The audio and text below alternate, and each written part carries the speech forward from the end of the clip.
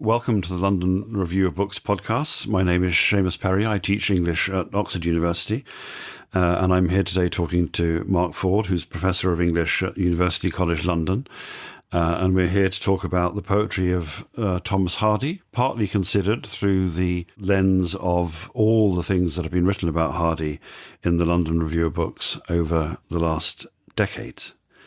So, Mark, I thought a good place to start might be with a really early poem of Hardy's, and a poem that's often said to be like a marker poem or a signature poem of Hardy's is the 1867 poem Neutral Tones, written when he's still quite a young man, 26 or 27. Do you think that's a good way of characterising that poem? Well, Hardy wanted to be a poet before he found fame as a novelist, and he spent his 20s writing poetry, and he was convinced that his destiny, his vocation was to be a poet.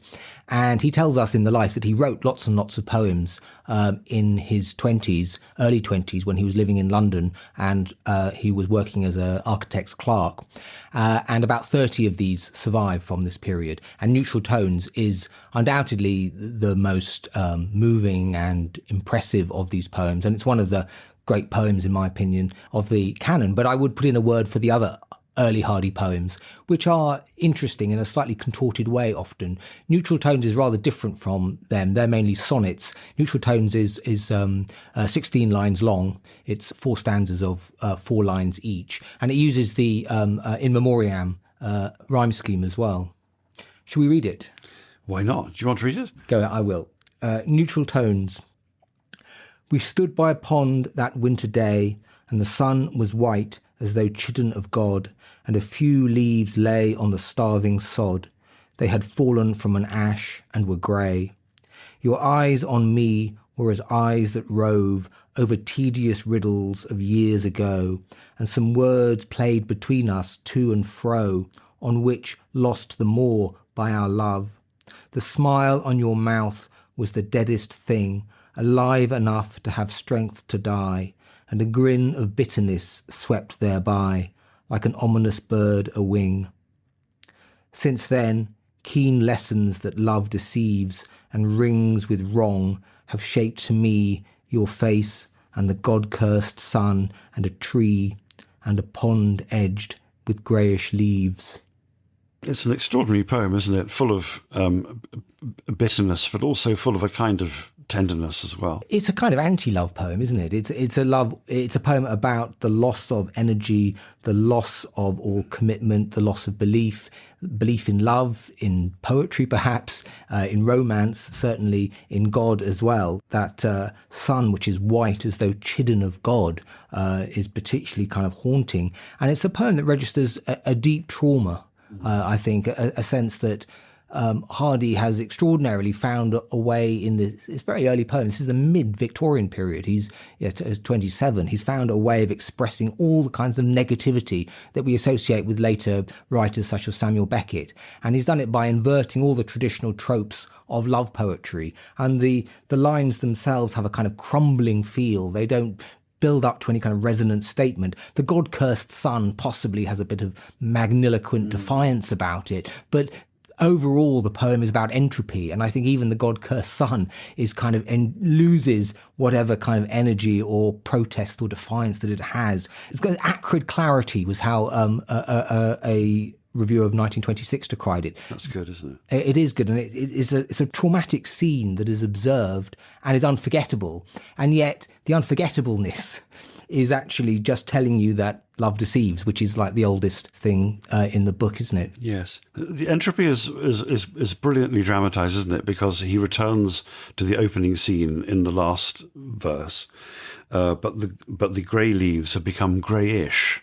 So there's a kind of decline or a kind of diminishment that's happening even within the language of the poetry. Yes, it's lost its precision in some way. I mean, it is, yes, like, say, Keats's La Belle Dame sans merci. We're back with the night alone and palely loitering by a lake in winter. And it also captures a period of terrible exhaustion and despair for Hardy when his kind of first London career came to an end.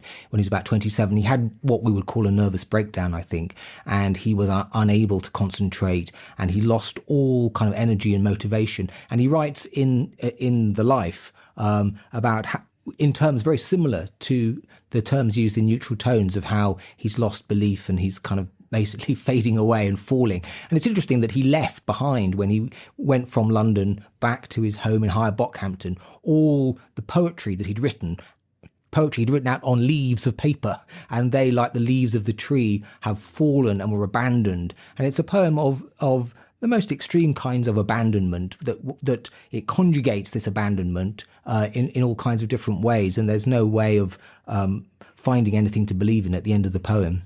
There's a terrific essay by Hugh Horton in the LRB, in which he says at one point that the great theme of Hardy's poetry is the haunting, unpredictable persistence of the past as it may materialise in the memory of things and places. And Neutral Tones absolutely gets that, doesn't it? In that sense, it is a signature poem, isn't it? Yes, and places are absolutely crucial to Hardy, and things which have a particular clarity in this poem. But what's interesting, it's a signature poem, yes, but normally a poet writes a signature poem like Proof Rock or Mariana, whatever, and then goes on to write much more in that vein. What's peculiar about Neutral Tones is, having discovered what most critics say is his voice in this, his poetic voice in this particular poem, that Hardy then doesn't write any more poems, or writes very few poems, and doesn't publish this or other poems until 1898. So now you mentioned The Life, and we probably ought to say something to explain what that is and Hardy's role in it. Well, it was his autobiography. He dictated it to Florence, and it was initially published. Florence's second wife. His second wife, Florence Hardy, was initially published under her name, but in it he reveals lots of details about his life, but he disguises lots of others, and so we don't know exactly who the beloved in Neutral Tones is. It's probably Eliza Nichols, who was a maid with whom he seems to have had a romance when they were living in London. He was in Westbourne Park Villas, and she was just round the corner in Orsett Terrace. And the ponds have actually even been located to be the ponds near her family home in Sussex. So it's very probably about her. So here we have a poet who's famous, if for anything, he's famous for being a poet of Wessex. And yet, as you mentioned a moment ago, from 1862, so from quite an early and formative stage of his life, he's in London. And this is a poem that, as you just said, comes out of a London experience. Can you say something about that? Something about the role that London and a London sojourn contributes to the making of the writer? Certainly in terms of poetry, he spent this 5 years in London, 1862, 1867, immersing himself in poetry, and he committed himself to poetry, and he believed that was where his destiny lay. And part of the exhaustion was because he read too much poetry and was obsessed with poetry, and he sent his poetry out to magazines, or so he tells us, and it was sent back, and so he never had anything published. And he's rather coy about it in The Life. He talks about living near Swinburne, and he could have got to know him, and he probably got out a slim volume, shuffled one off, and then been embarrassed about it later in life. But this was his great gamble, I often think, in terms of poetry, that he committed himself to poetry and he lost. And Neutral Tones is the record of that loss and that failure. So having committed himself to the romance and enchantment of poetry, and love was connected to it with his flirtations with women, about which we don't know a lot. He then had this nervous breakdown and returned to Dorset and took up life. His day job was as an architect, but he was also writing his first novel, An Indiscretion in the Life of an Heiress, or The Poor Man and the Lady, as it was initially called. But the key moment in terms of his poetic career was when he went in 1870. He was sent by Crickmay, his employer, to St Juliot in Cornwall, and it was there that he met Emma. So this is all about the Victorians taking over old churches and improving them. So that's why he's there. Yeah, Hardy was a Gothic architect, yes. and later regretted having destroyed so many churches as he saw it. But he arrived. It was a long day. He got up at 4:00, and he had to walk into Dorchester, get a train to Yeovil, train from Yeovil to Plymouth, and from Plymouth to Launceston. He hired a pony trap. He arrived at the rectory late that evening and he was met by a woman in brown. And that was Emma.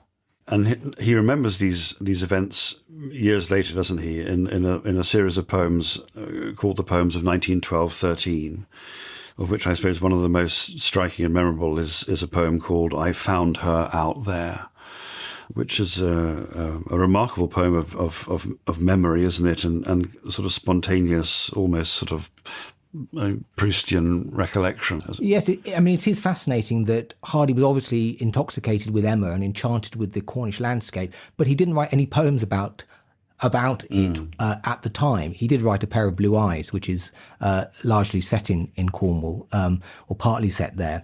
But after Emma died, the experiences that he shared with her on that coast from 1870 to 1874 returned to his memory with the most startling power, and in poems like I Found Her Out There or Beanie Cliff, he recreates her in that landscape, and it's fundamental, I think, to his imagination that she is there in the landscape. He's not quite part of it. She's the one in control in this particular space. He talks the opal and the sapphire of that wandering western sea. I'm quoting from Beanie Cliff now. And the woman riding high above with bright hair flapping free, the woman whom I loved so and who loyally loved me. So it's as if she is almost a part of the landscape, like the genius or genia loci of the landscape. And the same, and I Found Her Out There. He's regretting the fact that she's buried in Dorset, so she does not sleep by those haunted heights the Atlantic smites